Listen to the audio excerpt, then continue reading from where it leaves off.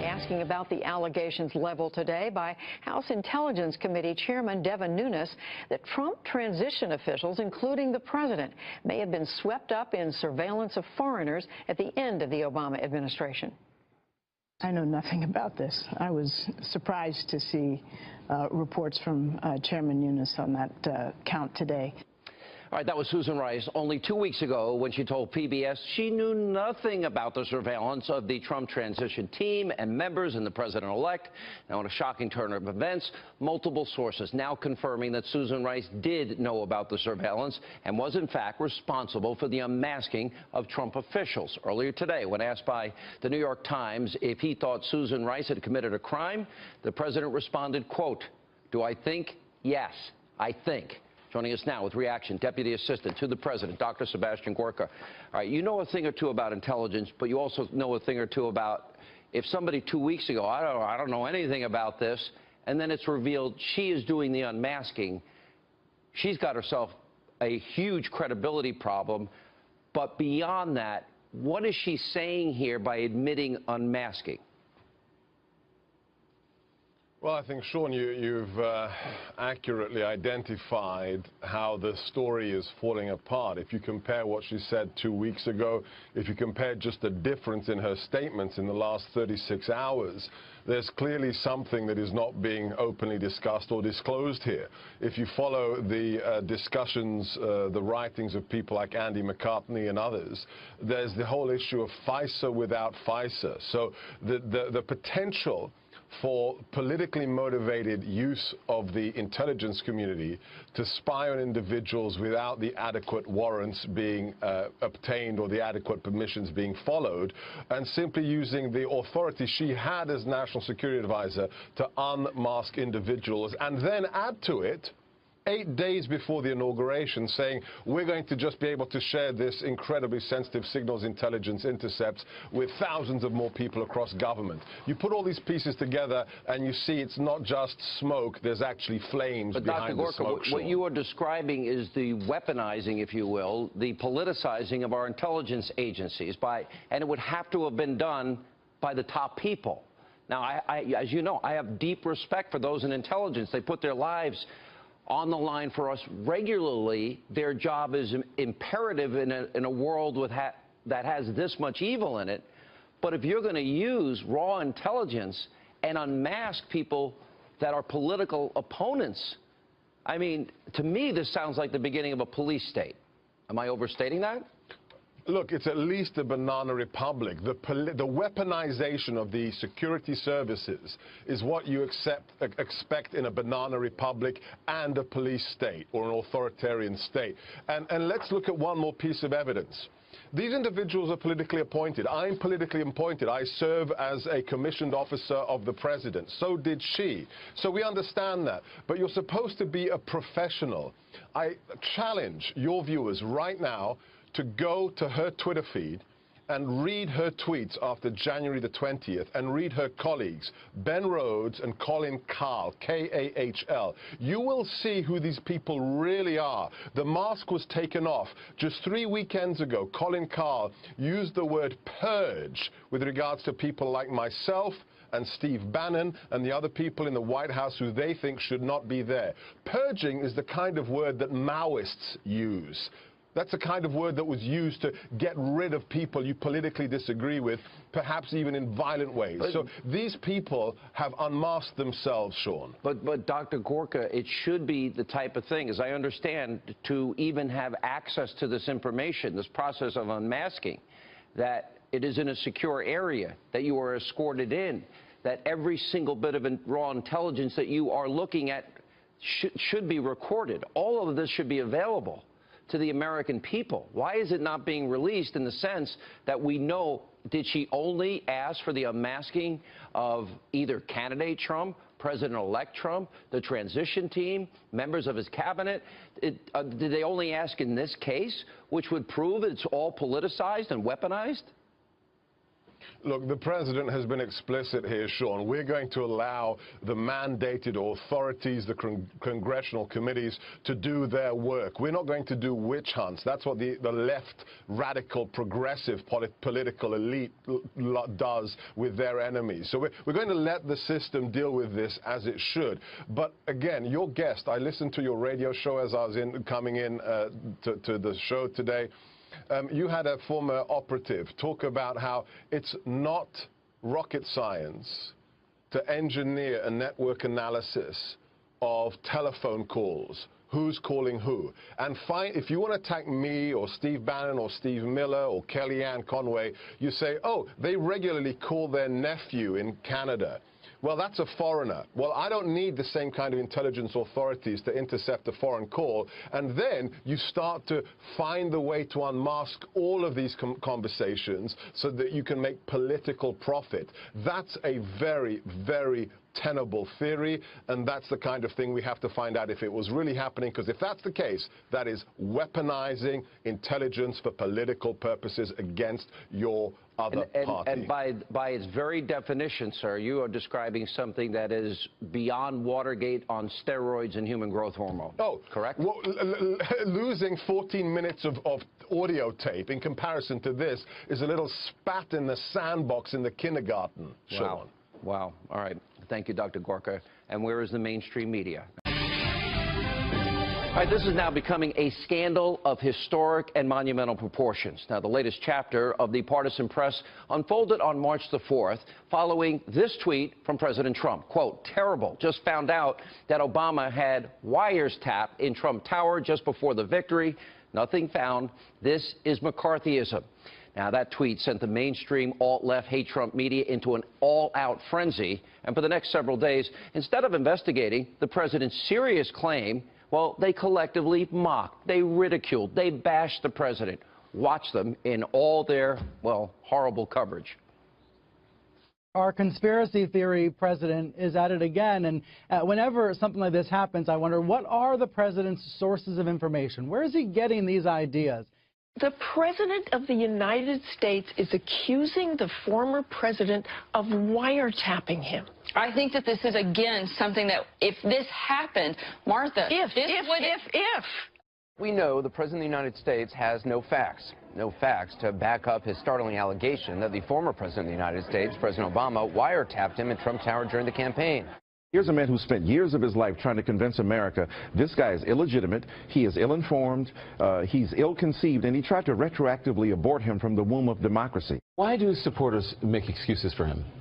Well, because they're complicit in it, because he's not the product of himself. If we're sticking to horror, Frankenstein is the name of the doctor, not the monster. He's got virtually no support on Capitol Hill on this statement, Jake. It's amazing to watch the White House continue to argue that the earth is flat. Well, it turns out the destroyed Trump media, they had no facts. When the partisan press, when they got bored scolding President Trump over his tweet, well, they went right back to the same old tired conspiracy. 8 months now, Trump colluded with the Russians to win the election. A baseless claim that the mainstream media has been out there with all these months without one single shred of evidence, not one. Watch this. I'll say it again. This Russian connection just keeps building, and every time it builds and expands, you have to wonder if Trump himself isn't worried about what's swirling around under the covers. CNN has learned new details of the FBI investigation into potential links between individuals associated with the Trump campaign and the Russian government. Specifically, Willie, I think what it means is that a federal judge found that people in Trump's organization were colluding with the Russians. Was there somebody inside the Trump campaign who was working with them, and did the president know about that, and were they successful? 8 months later, all innuendo, zero facts. Then on March 22nd, the House Intel Committee Chairman, Devin Nunes, he announced that he had credible evidence that President Trump and members of his transition team had been caught up in, quote, incidental surveillance where their names were, in fact, also unmasked. Now, Nunes also revealed this intel was shared among high-level Obama administration officials. So do you think the media went out and investigated that serious claim? Do you think they fairly reported these shocking new revelations? Of course not. They didn't. And as you could probably guess, the media reacted by besmirching and smearing and character assassination against Congressman Nunes. Watch this. Who decided that Devin Nunes was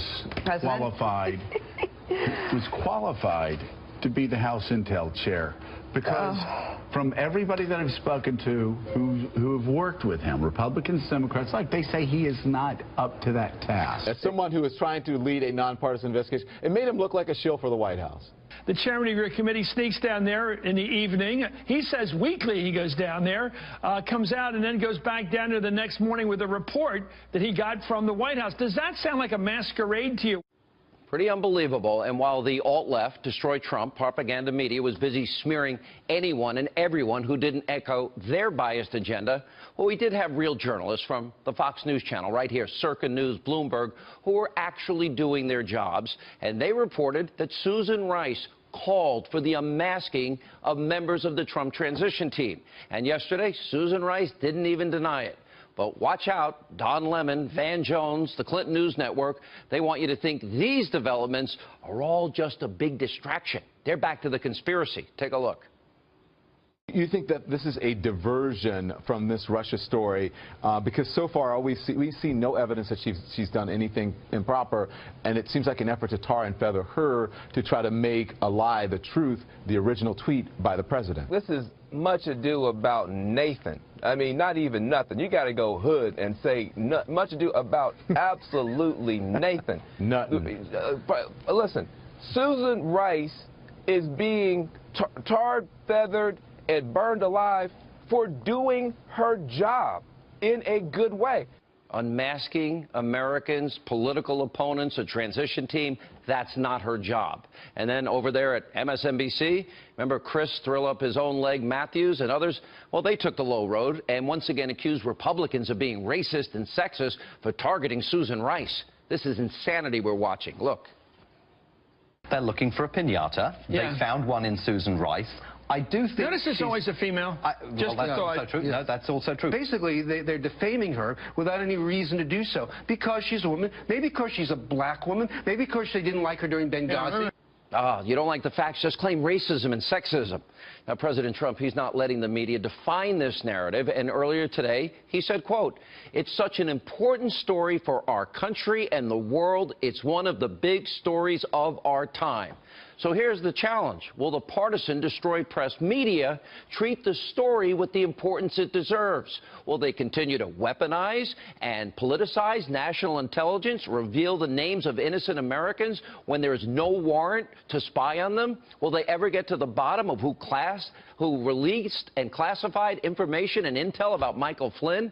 Will the media, how's this, will they ever apologize for ridiculing President Trump over his surveillance claims now that he is proven right? My message is clear. ABC, CBS, NBC, CNN, all of their friends at the national print media, the New York Times, Washington Post, it's time to realize that your level of partisanship and hatred for the president has now gotten in the way and totally clouded your judgment in what is now one of the biggest scandals in American history. Now, maybe you do something right for once. Maybe admit your bias. Maybe apologize to the American people. Maybe apologize to the president because your veil of unbiased journalism is a sham. Don't hold your breath. I'm not expecting the apologies or the corrections. Hi, I'm Bill O'Reilly. Thanks for watching us tonight. Do powerful people in Washington really want to know the truth? That is the subject of this evening's Talking Points memo. You may remember that the IRS was accused of auditing some conservative groups for political reasons. That is illegal. The woman in charge of the office where that allegedly happened was Lois Lerner.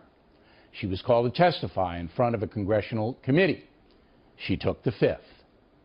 And while I would very much like to answer the committee's questions today, I've been advised by my counsel to assert my constitutional right not to testify or answer questions related to the subject matter of this hearing.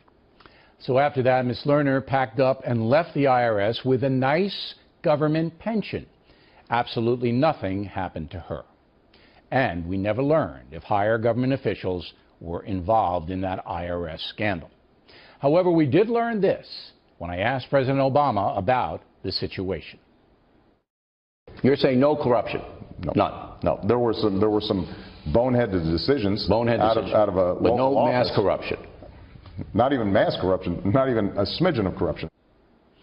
Talking Points believes the Obama administration did not want to know what happened with the IRS. The left-wing media did not want to know, nor did the Democratic Party. And we don't know. So today, we have two big-time political allegations. Whether the Trump campaign colluded with Russia, and whether National Security Advisor Susan Rice was spying on the Trump campaign and transition team, using her position with President Obama in the White House to surveil and hurt Donald Trump.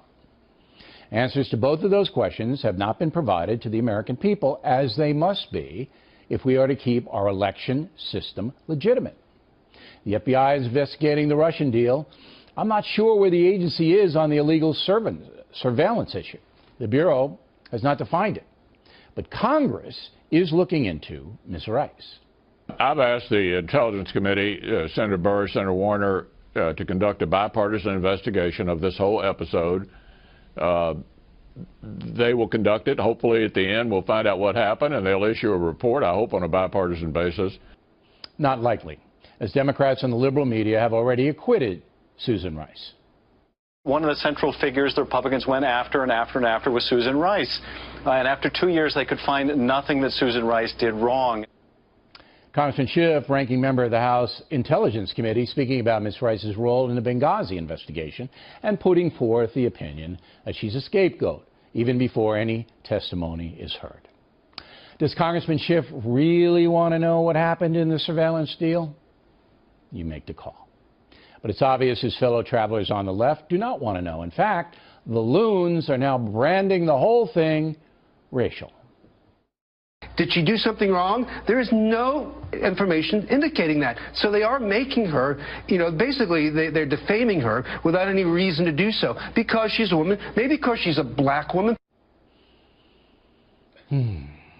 As Talking Points said yesterday, Susan Rice is entitled to the presumption of innocence and should be called by Congress to testify as soon as possible. But with Easter break looming, that call will be down the road. At that time, I expect Ms. Rice to take the fifth, just as Lois Lerner did. That means others in government will have to step forward to testify about what Susan Rice did or did not do in order for we the people to know. Today, President Trump said he believes the surveillance situation is, quote, going to be the biggest story. It's such an important story for our country and the world. It is one of the big stories of our time, unquote. It's clear the president has a vested interest in this, having tweeted he was surveilled by President Obama himself. So obviously Mr. Trump would like to know what happened. But the anti-Trump folks will try to prevent sunlight on Susan Rice, no question about that. Because if the former National Security Advisor was using her very high office to help the Democratic Party before and after the election, that's a huge scandal. And President Obama will have to be questioned about it. That's a big if. And premature conclusions as well as speculation are the enemies of true justice. The polls say most Americans want answers to the Russian intrusion into the presidential election, and I believe most of us want to know the full Susan Rice story as well. If the federal government cannot define both situations fairly quickly, this nation is in major trouble. America simply has to have a justice system that works. And that's a memo. And now all of this is happening just days before President Trump hosts the president of China at his Florida golf club. It promises to be a dramatic and high-stakes meeting with North Korea near the top of the agenda. Pyongyang launching a ballistic missile into the ocean off its east coast. An official in the Trump administration now remarking that the clock has run out on the regime. Fox News Pentagon producer Lucas Tomlinson joins us now live with more. Hi, Lucas. Hi, Shannon. Well, just moments ago, Fox News has learned that the Pentagon is now assessing that North Korean missile launch last night was likely a failure. The latest U.S. intelligence says the missile could even be an old Scud and not the advanced land-based submarine-launched ballistic missile that North Korea launched back in February. What's more, that ballistic missile, which launched in February, occurred when President Trump hosted Japanese Prime Minister Shinzo Abe in Florida again, last night, as first assessed by the U.S. Pacific Command, they thought that North Korean missile was an advanced ballistic missile. We're hearing that might not be the case. What's noteworthy, Shannon, is the reaction from the Trump administration. In a terse 23-word statement, the Secretary of State last night made it clear the Trump administration was moving in a new direction. Quote, North Korea launched yet another intermediate-range ballistic missile. The United States has spoken enough about North Korea. We have no further comment. The United States hopes China will play a larger role in easing tensions in the region, and while China opposes the deployment of a U.S. military anti-ballistic missile system seen here called THAAD to South Korea, today China's foreign ministry spokesperson called for de-escalation on the peninsula, calling on all sides involved to do anything they can to de-escalate tensions in the region. And Shannon, the Pentagon continues to see signs North Korea is preparing for its 6th nuclear test. That comes after 2 successful nuclear tests last year. Expect North Korea can be on the top of the agenda when President Trump meets his Chinese counterpart in Florida. And as you know, Shannon, North Korea loves to conduct these kind of missile tests around major events. Shannon? Yes, they do, and that's going to just push that conversation with China forward even more quickly. Lucas Tomlinson, thank you very much. Will America respond to yesterday's deadly chemical attack in Syria? Today, President Trump addressed the atrocity at a news conference with Jordan's King Abdullah. These heinous actions by the Assad regime cannot be tolerated. When you kill innocent children, innocent babies, little babies, with a chemical gas that is so lethal, people were shocked to hear what gas it was. That crosses many, many lines. I will tell you that attack on children yesterday had a big impact on me. Big impact. That was a horrible, horrible thing. It doesn't get any worse than that. The images out of Syria are absolutely heart-wrenching. We must warn you that they are very disturbing. It was another suspected attack on civilians by President Bashar Assad's government. Mr. Trump says he has a responsibility to handle the ongoing crisis, but he will not publicly say how he will. One of the things I think you've noticed about me is militarily, I don't like to say where I'm going and what I'm doing. And I watched past administrations say, we will attack at such and such a day, at such and such an hour. I'm not saying I'm doing anything one way or the other, but I'm certainly not going to be telling you. Bob, let me start with you today to give us a little bit of history about how important the role of Jordan has been, in particular how vulnerable it is being on the border with Syria and having to take in all of those refugees, almost as many as their own native population. Well, you know, Jordan is there are only 2 Arab countries that recognize Israel, one being Egypt and the other one being Jordan. Jordan came into alliance with Israel in the mid-90s when Bill Clinton was president. But let's keep in mind that the West Bank that Israel now controls was Jordan. And they advocated that land. They made a couple of big deals. But the problem for them is much bigger in Syria. And that's what they were worried about. And for the life of me, when the president says, you know, it's crossed the line, and we obviously know who he's referring to before, but it does sound like you're going to have to take some kind of action, which I think would be dangerous. Syria is just the wrong place for us to be. Well, that was, you know, back in 2013 or 2012 when this was being discussed, and President Obama said that if Assad crossed the red line, then there would be consequences. And then Assad did that, and there were no consequences. You could point to that day as the one that led to all of the resulting growth of ISIS. So at that time, President Trump, who was then civilian Trump, said, President Obama, don't do it.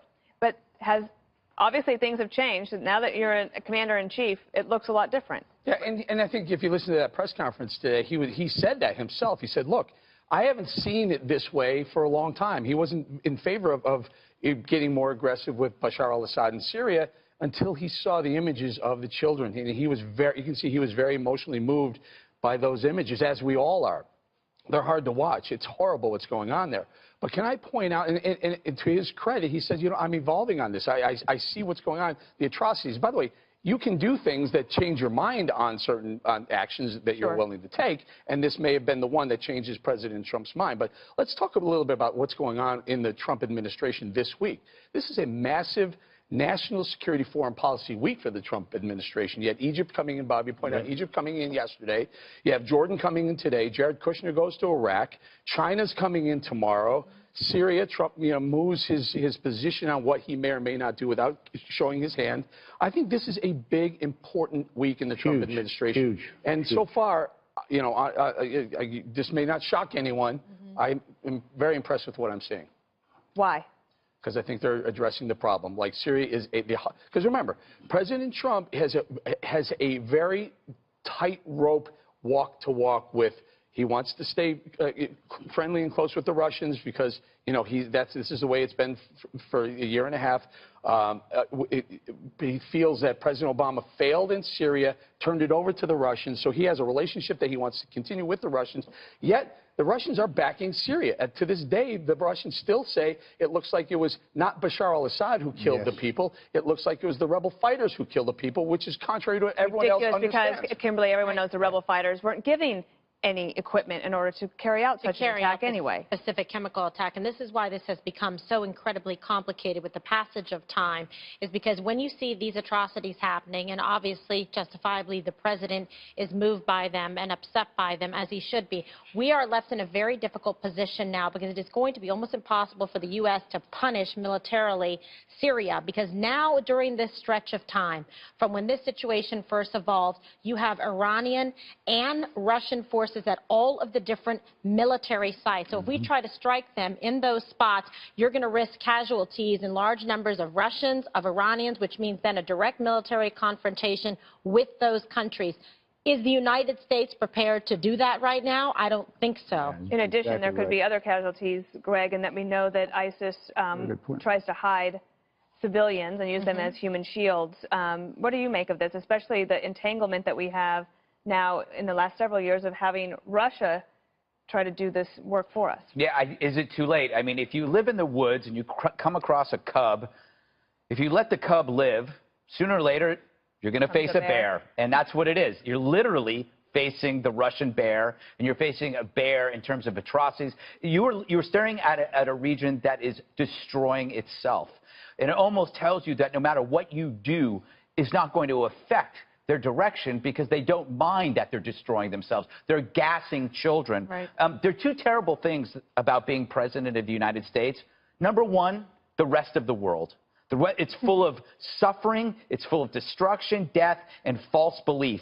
The second terrible thing about being president are Americans who think we should be more like them. It's amazing in the 21st century that thousands can still die, tens of thousands can still die in one part of the world, while the other part does Pilates and drinks lattes and listens to John Mayer and then tells us that we are the troubled country. We are the bad country. You look over at what's happening and be so happy and so lucky. It has nothing to do with God. You were lucky you were born in this country, because if you were born there, you'd be living in hell. We could take it down that line, but let's go back to what Eric was saying here, and Kimberly. This week, if you think about it, North Korea launches a missile that just may have gone off track, but it's not clear yet. And we do know it was smaller than the last one they did, but think about that. They made the decision to launch knowing full well that the head of China was coming here. Now, it's been assumed all along that China could tell North Korea what to do. I've never believed that. I think China is worried. Huh? Of course they could. No, I think what it is they're worried about huge numbers of refugees coming over from North Korea. But I don't think they can make them stop their nuclear they can cut out. They can do whatever. China has complete and total control over North Korea. Well, I don't agree with you on that. And also, if they North did, Korea gets 100% of their energy from China. But if that was the case, would somebody have said, don't do this missile launch the week that the? Oh, I know. I think I agree with who was, I can't remember who was, John McCain for once. I agree with him. I think that guy and the chubby leader in North Korea is crazy. And yeah, I can see him trying to provoke some sort of fight between Donald Trump and President Xi in in Washington next week. I can see that. Can I go back to Russia for 1 second? Maybe this is a good reason to be friendly with Russia. Maybe this is a good reason to have not burned that bridge walking into the White House, where you can say, if you really care about Syria and you really care about the children in Syria, you sit down with Putin and say, what are we going to do about this? You think it's the rebels. We think it's Bashar al-Assad. Let's get together as the two of the three predominant superpowers on the globe and fix the Syrian situation. What did you think of Nikki Haley today? I mean, she kind of, she faced the Russians. I mean, that's a serious cojones. That she did, except for that last week, and this is not anything against her, is that we announced a new policy last week. That's what I mean. That's why it was brave. But that's what I'm saying. What she did was actually brave, because she did it after Tillerson said it. Okay, so then, and she said it last week too. Then what is our policy going forward, Kimberly? Like now they have to decide. Okay, so are we for Assad or not? Like, we're not for atrocities. We're certainly not for atrocities. And here's the problem. Something has to be done about this. And by the way, something should have been done about it before, because unfortunately, President Obama and his administration spent the past 4 years drawing a red line that they did not intend to stand by and enforce and punish militarily Assad when they had the opportunity to hit his chemical sites. So instead now we're operating at a tactical disadvantage, at a political disadvantage. It's a far more complicated situation, because he was more concerned with getting Iran and the Ayatollah to be able to sign the nuclear agreement and convince them that it was to their advantage. And we missed this opportunity. So now what do we do? Bob, can I ask you something about Susan Rice, who we're going to talk about on a different subject in a moment.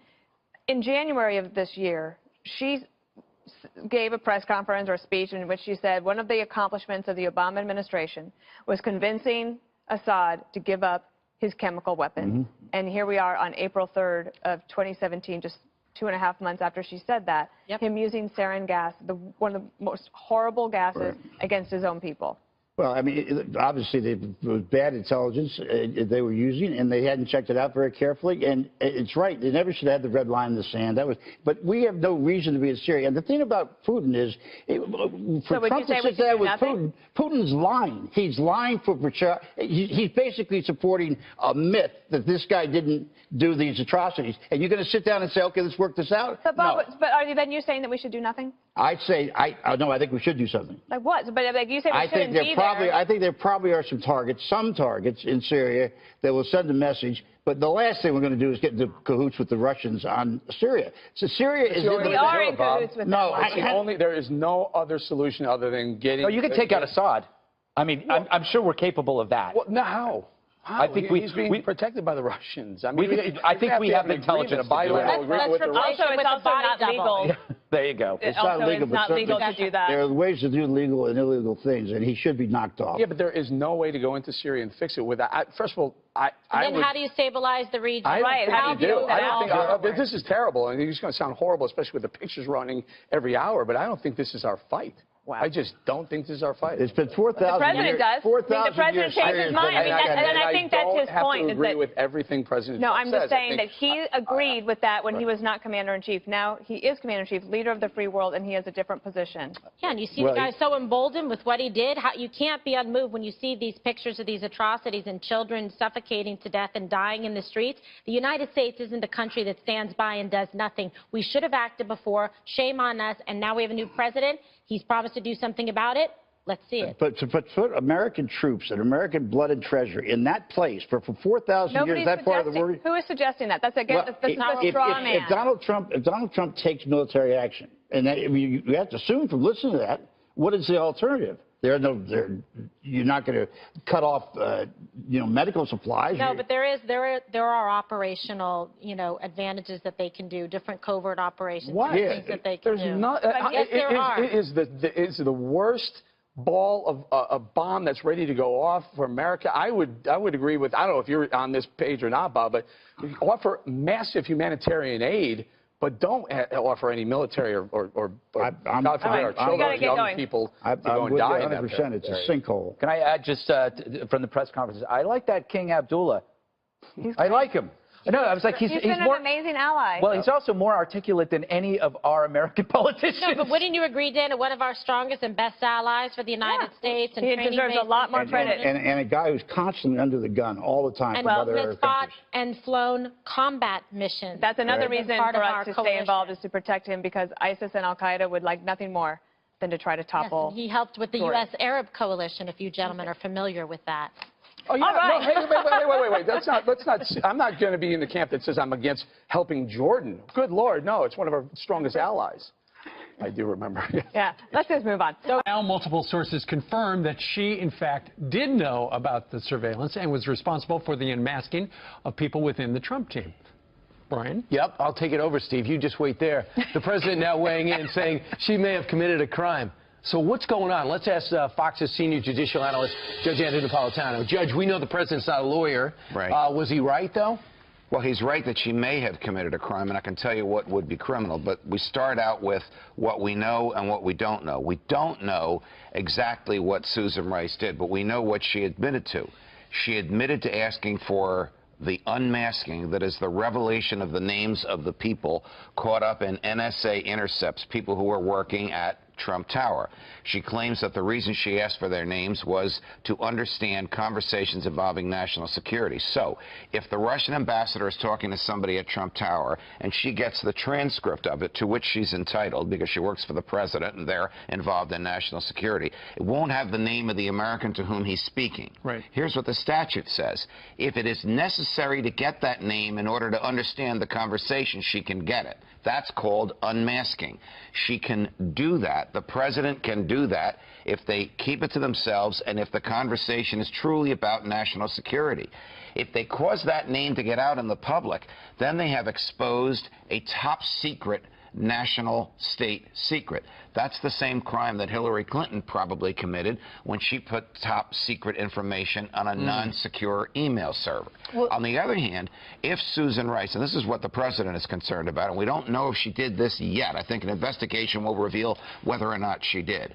Unmasked names and conversations that were not national security related. Like, let's just say, Paul Manafort and candidate Trump discussing on the telephone or even in person his speech at the Republican National Convention in Cleveland. If she got that and unmasked that, that's a felony. Well, that is the use of American intelligence for political purposes. There's a Republican congressman familiar with what some of the documents have said that it's like a private investigator file. Shows what the person is doing from morning until night.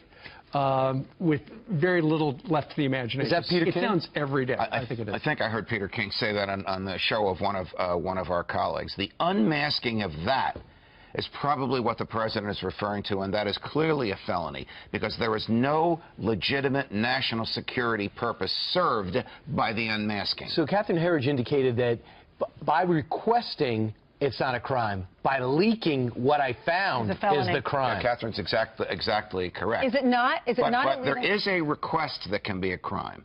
If she knows that the conversation is not about national security and she gets the unmasking, she's just going to say, the crime. I thought it was about, I'm just checking to see if it is about national security. Well, the FBI will be able to confirm whether or not that I'm just checking is rational. Remember, she's not an investigator. She's not an FBI agent. She's not in the business of investigating what's going on. Is it not a crime to lie? Because 2 weeks ago she said, I didn't unmask. Then she comes out and says, I had to unmask because I needed to know the context of this investigation. It is a crime to lie if she's under oath or if she's testifying to Congress. Should she testify under oath? Because you've got Senator Cornyn who wants her to testify under oath and many other congressmen. You also have Rand Paul who says she should be subpoenaed. I'm smiling because do you want me to wear my judge hat or my defense counsel hat or my she's trying to undermine the Trump administration hat? Of course these congressional committees should call her to testify. If she's my client, I'm going to tell her not to say a peep because she's in jeopardy of being prosecuted for a felony. It's interesting because it sounds like it wasn't the first time the Obama team had surveilled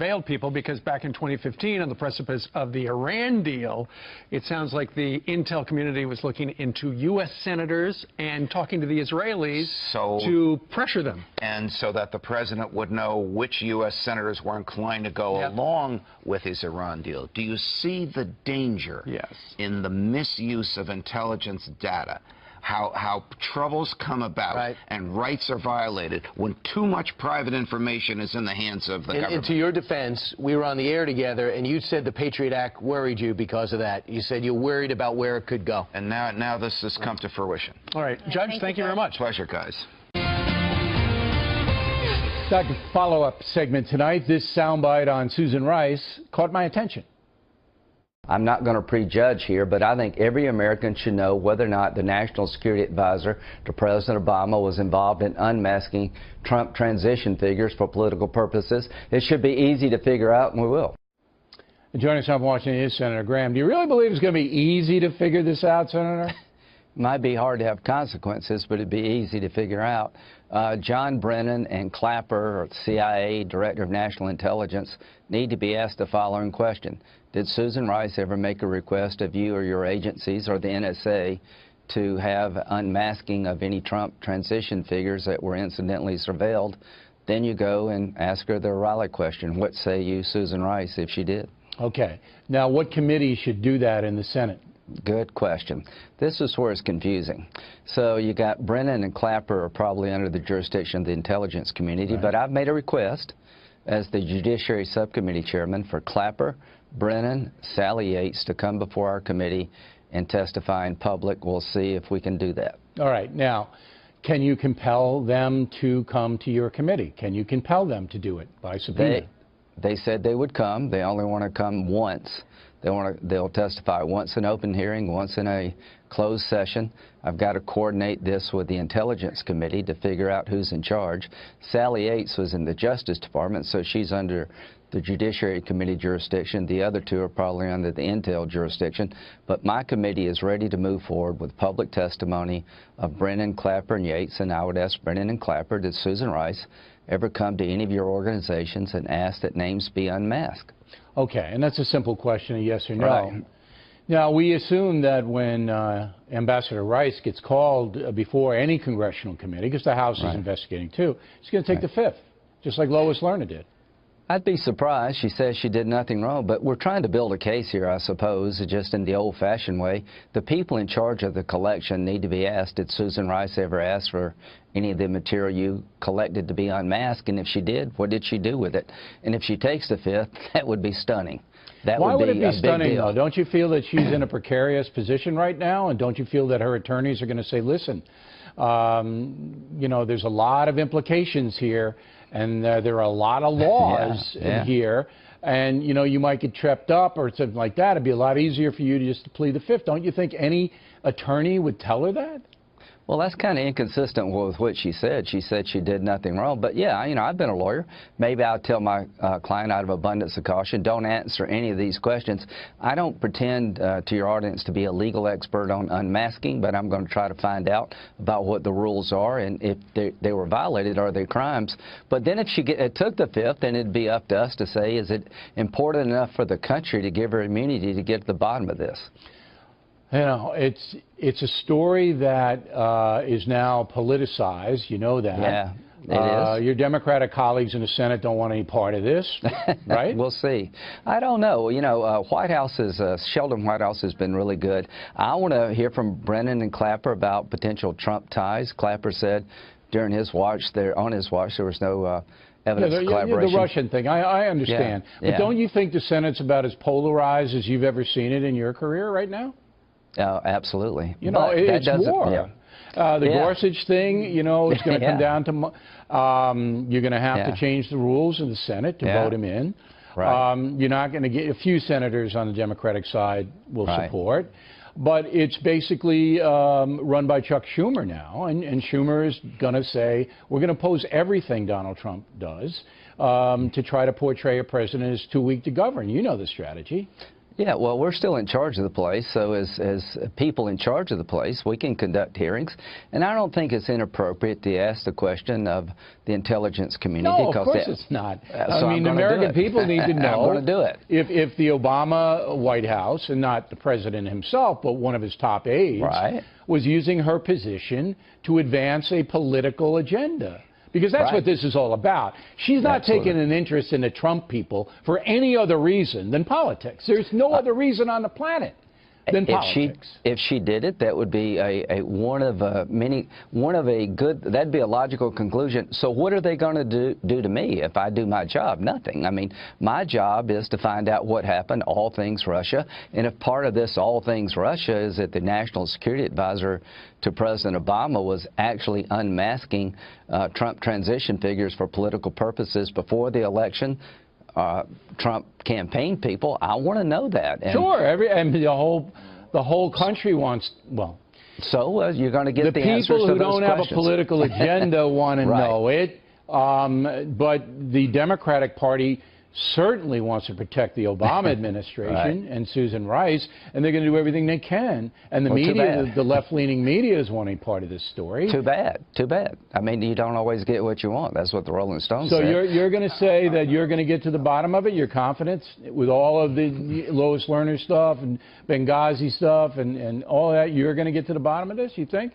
I'm going to ask the questions that need to be asked regarding Susan Rice, and I've been pretty honest about this on the Trump side. I've said I want to know, were there Trump ties to Russia before the election? All fair-minded people want to know that. I mean, I don't think there's any doubt about that. Okay, I've got to ask you a question about Syria because you're deeply involved in foreign affairs. Right. So President Trump once again today said he's not going to say what he's going to do because when you tell the enemy what you're going to do, it gives the enemy time to prepare, the enemy now being Syria and Assad. Assad's a tyrant. He gasses babies. We all know that. Obama didn't do anything to him. Trump almost has to do something. So if you were the National Security Advisor, Senator, what would you tell Donald Trump specifically to do to Syria? Destroy his air power and create a safe zone in Syria where this never happens again. I would so by punish him destroying, militarily. you'd have to bomb. We'd have to bomb their airfields, correct? Right. There are Russian planes there. Yeah. They should move them. But then you'd have to tell them you were going to bomb beforehand. I think I would probably do that. Okay, but you warn them, and then boom, you destroy their infrastructure on the air side. Then I would make sure there would never be another incident like the people in Idlib would never be bombed again by Assad. There'd be safe havens where people could go back to Syria from Europe and the United States. Well, we've said that for years. That NATO Talk should won't be do doing it. That. Talk won't do it. So this is a time for President Trump to show the world he's not President Obama. This is a horrible event out of which could come an opportunity to reset the Mideast, to establish his presidency as something different than Obama, to send a signal to every dictator in the world there's a new sheriff in town. And if he would actually hold Assad accountable and protect the innocent people of Syria, it would help us in North Korea and in Iran and everywhere else. All right. Well, Senator, we appreciate it. Keep us posted on your investigation and who you're going to call, and we really appreciate it tonight. Thank you. There is plenty more to be learned about Susan Rice's behavior, about all of this, but Democrats are already declaring her totally exonerated. Today, Congressman Adam Schiff of California said this. Well, you know, it certainly is a theory in search of a villain, and for whatever reason, the hard right has always chosen Susan Rice to be their villain. But is it really that simple? As American citizens, you'd think we would have the right to know if our government is spying on us and to what extent they might be spying on us. You would also assume we have the right to be skeptical when a political appointee with a long track record of lying in public admits to spying on her political enemies and then claims there was no political intent. At the very least, you might want to know more about that, wouldn't you? But you don't have that right, says Congressman Schiff. Be quiet. Stop talking. Anyone who asks questions must be a tool of Donald Trump, or more likely, of the Kremlin itself. A disloyal American, in other words, working for the benefit of a hostile foreign power, a traitor. When did this happen? The left used to care about civil liberties, a lot more than Republicans did in a lot of cases, but that was 50 years ago. Now that progressives control America's most powerful institutions, questioning the establishment is a threat to their authority. The civil liberties of individual Americans have become an unwelcome limitation on their power, so they ignore them. Liberals have become the man, and the rest of us can just shut up and obey.